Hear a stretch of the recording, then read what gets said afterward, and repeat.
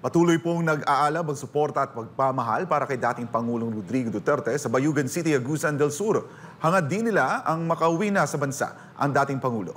Narito ang balita ni Rochelle Mier.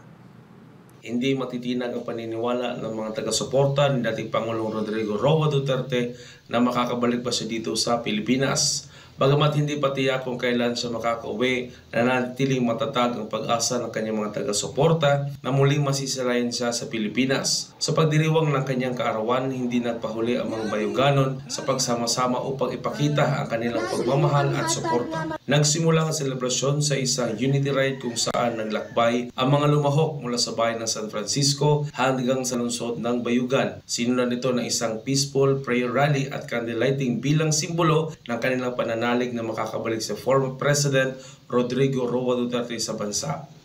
Naniniwala ang mga taga-suporta ng dating Pangulong Rodrigo Duterte na sa pamamagitan ng pagkakaisa at panalangin, didinggin ng Diyos ang kanilang hiling. Ako si Russell Mir, ang inyong citizen correspondent para sa Diyos at sa Pilipinas kong mahal, SME9 News.